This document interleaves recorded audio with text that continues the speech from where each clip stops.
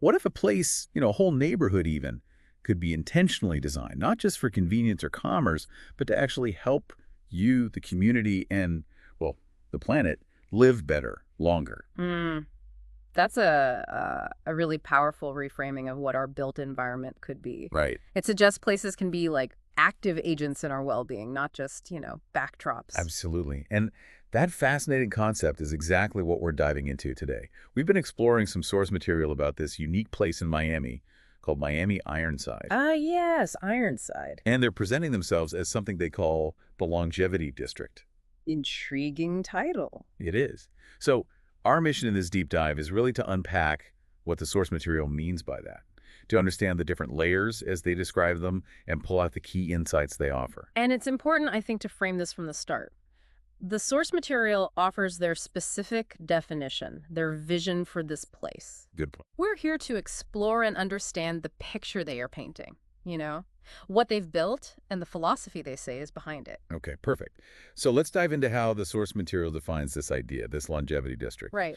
They seem to start by acknowledging that when most of us hear longevity, we probably think, well, personal health, maybe diet, exercise, Hmm. living a long time individually. Yeah, the usual suspects.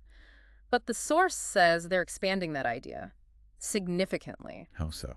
Well, the core insight from the source here seems to be that longevity for them isn't just about you living longer. It's about creating systems, spaces, and communities that are built to last. Ah, okay, so longevity on a broader scale, more interconnected, Exactly. built to last. And they break this down apparently into 4 crucial dimensions. It's about being built for longevity physically, emotionally, eh, environmentally, and socially. That multidimensional piece feels key, doesn't it? It does. The source is basically arguing, I think, that these 4 elements are all intertwined. You can't really have one type of longevity without considering the others, at least not in the context of a place. Right, right. And the source connects this big idea, this definition, to tangible actions they've taken. They talk about their architecture living multiple lives through adaptive reuse. Adaptive reuse, yeah. As they present it, that's a core principle for their physical longevity. So not tearing down old buildings. Exactly, giving them new purposes instead. The insight there from the source is that this preserves the history, the resources already embedded in the buildings. Makes sense. It makes them resilient, lets them contribute to the place's life over a much longer time, resisting that cycle of, demolish and rebuild. They also highlight that the businesses within Ironside are focused on purpose, not just profit, and that creativity and environmental sustainability kind of walk hand in hand there. Yeah, and this seems to speak to the social and environmental dimensions they mentioned. The source suggests, or implies, that businesses rooted in purpose are just more likely to contribute positively to the community, to the environment, creating a more robust and sustainable system for the long term. And the creativity part. Well, integrating creativity with sustainability seems to imply finding innovative ways to operate, ways that are both environmentally conscious and economically viable, which is pretty essential for long-term resilience, wouldn't you say? Definitely. There's a line of the source material that really stuck with me. It encapsulates their approach. They say they didn't build fast, they built thoughtfully. Ooh, that is a powerful statement. Says a lot. Right. It implies a deliberate, maybe slower approach, focused on quality, durability, deep integration with, the context community needs. Rather than just speed for a quick buck. Precisely. It's framed as an investment in the future, built right into the foundation of the place. It really makes you stop and think, doesn't it? Yeah. About the places you inhabit every day. Your own neighborhood, maybe your workplace. Yeah. Were they built fast or thoughtfully? It's a simple question, but it reveals a lot about underlying priorities and how we develop our towns and cities. So, okay, shifting from the definition and the principles. The source material also tries to give you a feel for the place, what it looks like, what it feels like to actually be there. They describe the sensory experience. Ah, right. They use some specific details to paint that picture. Visually, they talk about lush greenery growing between reused bricks. Which loops back to what you were saying about nature, adaptive reuse, environmental longevity. Exactly. It reinforces that connection. And you can almost hear the place they mention the sound of laughter in outdoor cafes. Which speaks to that social dimension, right? Human connection happening openly, easily. And then for taste, for wellness, they offer a very specific detail. The outdoor cafes serve PFAS-free, seed oil-free food. Okay, that is specific. Now, the source doesn't really over-explain this bit, but the insight seems to be about making deliberate choices. Well, choices about food sourcing that align with certain modern wellness trends. Maybe rejecting some industrial practices for options seen as cleaner or healthier. It grounds their wellness dimension in something really tangible, a specific food choice. Yeah, it's a concrete example. The source also describes the activity you might see there, like studios where designers are upcycling materials and working with local artisans. Okay, so creativity in action. And reusing materials, yes. It shows how those principles get put into practice. It's a glimpse into the kind of economy they seem to foster, one based on regeneration, local collaboration. Not mass production and disposable stuff. Right, that seems to be the implication. And running through all of this description, this feeling of the place, it's something about the pace. They call it a different pace, a slower rhythm. And they frame this as a deliberate choice, essential for living it deeply. So the source suggests this slower pace isn't just like a side effect, it's fundamental. Part of the design, maybe, to counteract the rush of modern life. Seems like it. It's presented as necessary to fully engage with the environment, the people, the intention of the place. So this deliberate pace is tied directly to the idea of living deeply, connecting the physical space to an intentional way of being. Which, well, it naturally leads the source to discuss the underlying philosophy that seems to be powering a lot of this circularity and regeneration. Right.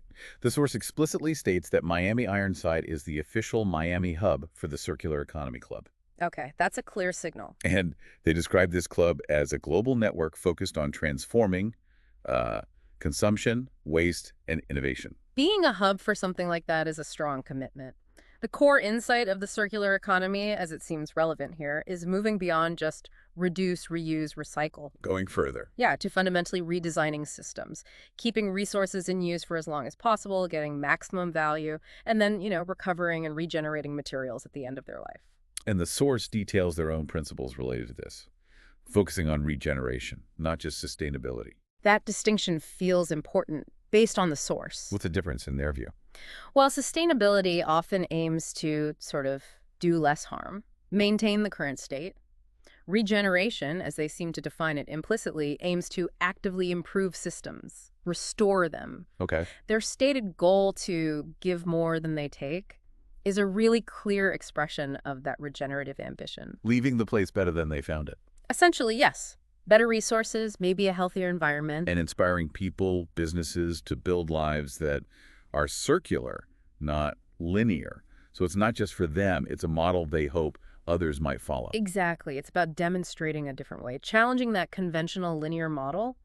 Take, make, dispose. Right. And then the source introduces resilience, the concept of resilience as being essential for longevity. And here they make a crucial connection, maybe a surprising one. Resilience, they say, starts with relationships, with human connection. This is where the source seems to book all the threads together. So? Well, we've talked about physical resilience, the adaptive reuse, environmental resilience, the circular stuff, economic resilience, those purpose-driven businesses. But the source grounds it all in social resilience. The insight here, I think, is that a strong, connected community is the fundamental bedrock. The foundation that lets everything else work. That's how it reads. It's what allows a place to adapt, innovate, persist through challenges over the long haul. It's the human network that truly makes the place resilient. And therefore contributes to its longevity in all those different ways, physical, environmental. In every sense. That seems to be the argument. So according to the source, it's not just the durable buildings or the smart systems. It's the people and their connections that are really the engine of long-term resilience. And precisely the point the source emphasizes, yeah. So the source material then wraps up with what they frame as the invitation. Right. An invitation on multiple levels. It's like, visit the longevity district, sure, but also host events in a space that values intention. Collaborate with creatives who are dreaming big and building slow, and even start a project that gives back as much as it creates. Wow. Okay, so it's more than just come see our cool neighborhood. Definitely. And they're very clear about that. They call the place itself a mindset and a model. A mindset and a model. That's a powerful closing thought from the source, isn't it? They're presenting Ironside not just as a place to experience, but as a kind of blueprint, an example. Suggesting the principles, the practices there, they could be adopted or adapted elsewhere. That seems to be the implication. And they leave you with this idea that it's a model for what urban life can be when we build not just for now, but for decades to come. Which brings us right back around to your opening question, doesn't it? It really does. The source material positions Miami Ironside as, well, an experiment, perhaps. A demonstration of building with deep intention for this multidimensional longevity. It definitely challenges us to think about the long-term impact of how we build our environments. So, to sum up, based only on this source material we looked at, Miami Ironside is presented as a place where longevity is fundamentally redefined. Yeah, broadened out. Extending way beyond just individual health. It encompasses the physical structures, the emotional atmosphere, environmental health, and the strength of social connections, all woven together. And it's a vision manifested through specific, thoughtful choices. Like the adaptive reuse, the food sourcing details, hosting the Circular Economy Club. And that stated commitment to community regeneration, aiming to give more than they take. It's a compelling case study, as described in the source anyway, for integrating a really holistic view of longevity into how you create and operate a physical place. Definitely food for thought. So here's a final thought to leave you with. If the source material is onto something, if longevity in a place does mean building for physical, emotional, environmental, and social resilience, all intertwined, how could the principles discussed here, things like building thoughtfully, reusing resources, trying to give back more than you take, or really prioritizing human connection, how could those apply to your own neighborhood? Or maybe your workplace? Or even just, one decision you make today?